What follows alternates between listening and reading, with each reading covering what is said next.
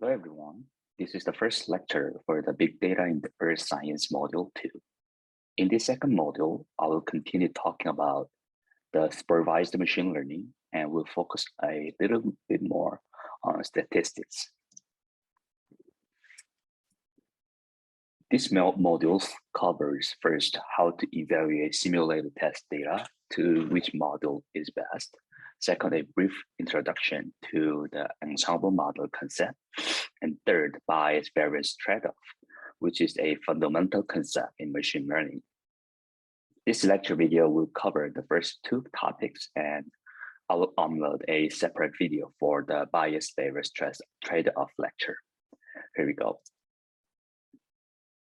In our first module for supervised machine learning, we learned two approaches to fit our data or to build models and plot the predictive values to check how our models behave.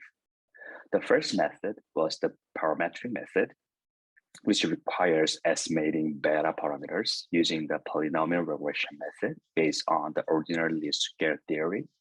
And the second one was the non-parametric approach using KNN. These two approaches are also machine learning, but there are many other machine learning methods which I will cover in the next two modules. So my question from the previous module is this: how do we know which models perform best and which model should be used to predict our futures? Previously, we calculate the MSE, the mean square error, which is the last function for evaluating the polynomial and KN models.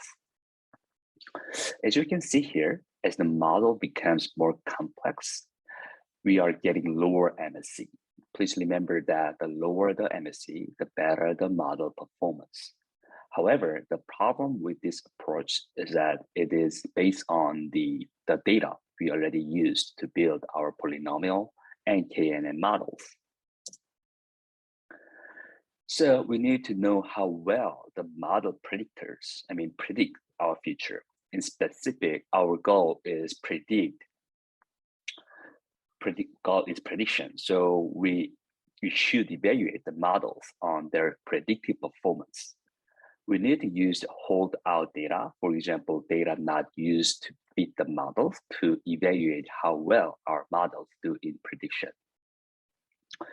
So the holdout data is a data set we never see while we are training our model, the FX. Here, the D underbar test show a test data set which was not used when we train or build our model. And the test data is assumed to be same as the training data. Please think about why we can make this assumption. This is the first question for your homework 2 assignment as well. In the real world, we do not have enough data to make a test data set when we train a model. However, today, we have an infinite number of test data because we wrote the data generation code here. Please check this part from module 2 to denote script.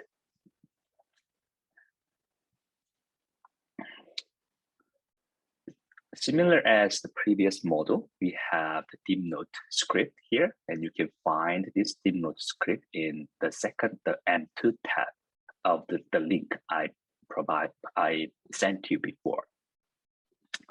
Let's continue with the slide.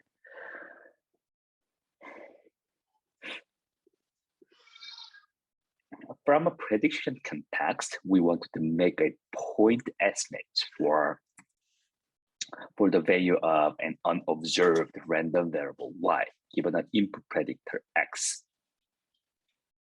Let's say the y hat is the vector of the prediction of the true value of y for a given x. For example, in earth science research, y is the true value of evapotranspiration in Charlottesville, x under bar 1 is the surface temperature, and x under bar 2 is the antecedent soil moisture value. In the previous homework 1, we used the surface temperature data to predict evaporation values, but you saw that the model was not quite accurate because evapotranspiration actually depends a lot on the availability of water on the ground. on humidity, and on wind speed, etc. For example, even if the temperature is very high, if there is no water on ground, there will be no evaporation or evapotranspiration. And a wet cloth will not dry out quickly after rainfall because the humidity is so high. This is why I added the soil moisture as another predictor variable here. Take a look at this example. And if we guess our predictive value from our estimated function, the y hat is 3, given that the temperature and the sensor moisture x1 by x1 by 2. The true value of evaporation is 1.5 actually. In this case, 1.5 millimeter day bias in the model. This example shows us that we need to evaluate our models based on the test data we did not use when we trained our model. A common loss function we use in machine learning is the squared error. You can also use absolute error, but why do people use the squared error instead of the absolute error? You can think of the squared error as being used for risk analysis. For example, if the bias of the model increases from 1 to 2, the risk of uncertainty would be doubled or tripled rather than increasing linearly. Please give your thoughts about this in homework 2 question 2.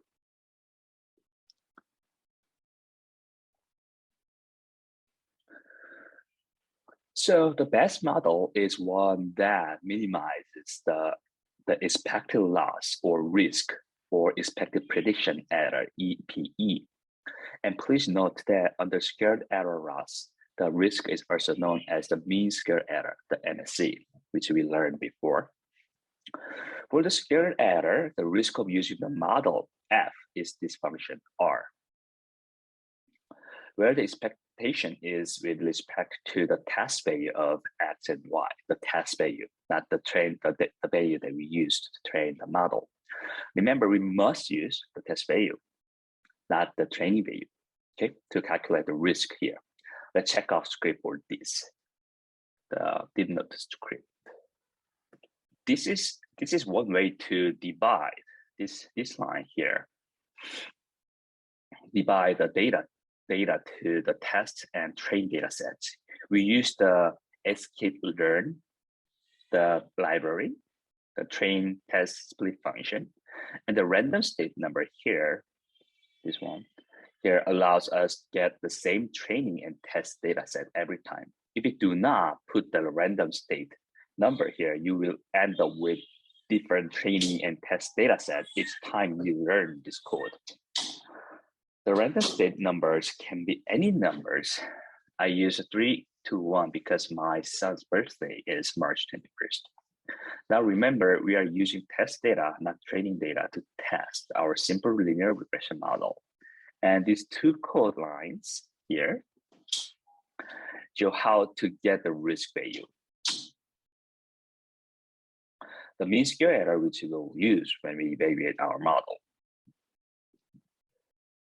Let's go back.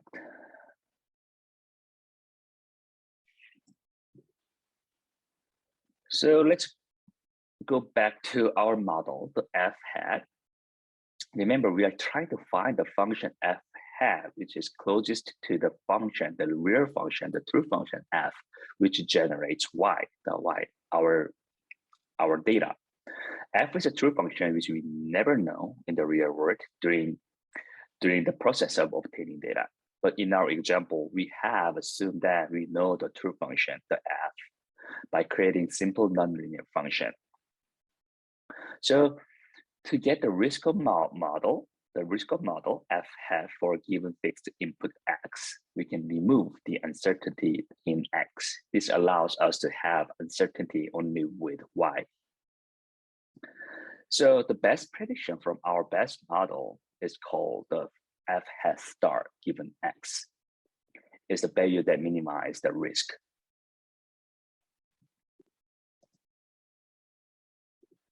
Therefore, the quality of the prediction for f is measured by the square error, and then the best predictor is the expected value. With f hat star, The best predictor that which minimize risk or MSA is the error variance of the model. This error variance is a term that we intentionally add to the data generation code. We call this irreducible error. If you remember, we added a random error from the normal distribution here, mean 0 and the standard deviation 1 or 2, which we call SD. Please pause your video for a while and take enough time to really comprehend slide 7 and 8. This is very important.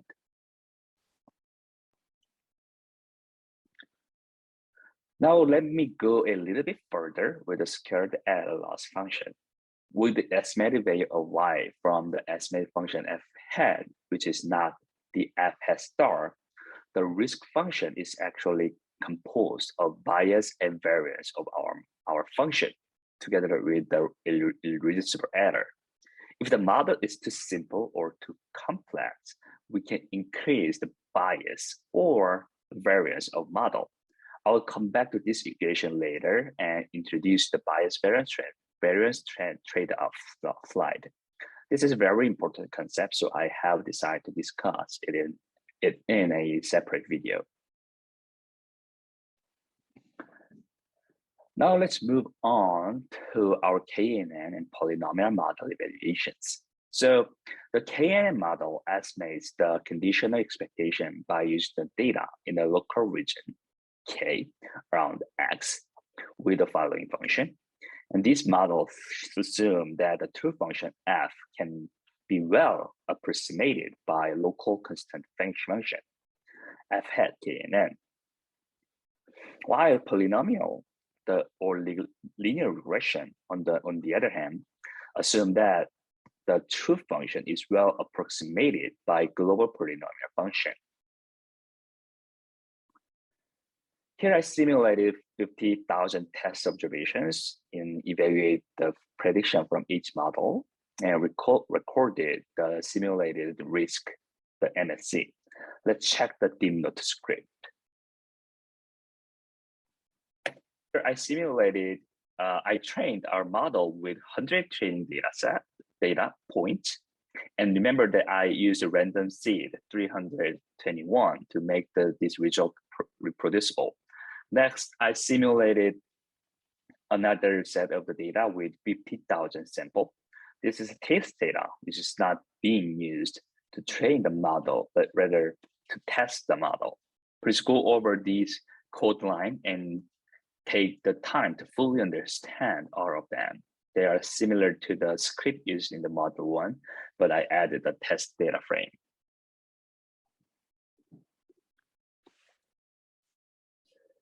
So in previous slide 11, we saw that as the complex increases, both classes of model overfits. The term overfits means the model is too complex. You can see this in the red shaded area here. If this happens, the model will only work under certain situations. In other words, the overfitted model cannot be generalized. For example, the KNN model with K equal 3, which is built to predict the Charles-Bill's evapotranspiration value, would not work over some area over DC areas. Or in this picture, your overfitted value frame, the bad frame model will only work for one specific sleeping position, and your overfitted clothes will fit to your body shape, but not my body shape. On the other hand, the term underfit here means the model is not complex enough, the blue shaded area. So if you're selling a underfitted clothes, no one would buy it because it might not look like clothes, but just a piece of fabric. Please take the time to fully understand the discrepancy between training data and the test performance data, and keep thinking about why we should not use the MSC value from the training data. Let's start evaluating our polynomial and KNN models and selecting the best model. Please also refer to the dim note for this slide. So the polynomial with a degree of 5 or EDF of 6 has the best test performance with an approximate test MSE equal 4.1102.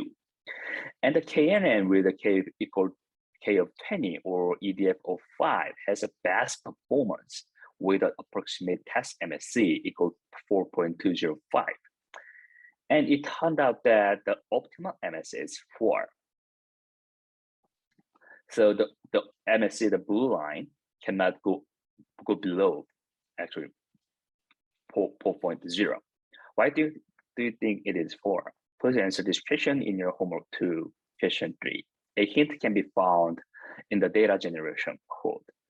We can only know the answer because we know how the data was generated. So now let's move on to the ensemble model. In class 1 and homework 1, you all voted for model you thought was best. This type of information allow us to use the collective wisdom of the crowd to make a better prediction. And an ensemble model is one that combines several models together. The scientists actually are using this ensemble method in their work. For example, the future climate model are based on the ensemble of different models from different institutions and universities. Put simply, the ensemble is the approach to creating a new model that is weighted sum of individual models using the equation below. So here, let's see how we write code to make an ensemble prediction. Here I have selected 4 degrees for the polynomial model here, and 4 degrees for KNN model based on your vote. Please check these code lines and see how we make an ensemble prediction from different models. Note that we are using the number of votes as a weighted term, and here, this is number of votes. And I'm using the matrix multiplication. Please take time to understand how this works. Okay, and this equation shows the test performance, and the test performance was calculated based on the number of models and predicted value of 8 models. So we have 8 models. This is 8 because I make 4 KNN model and 4 polynomial models based on your votes. And we have weight term here.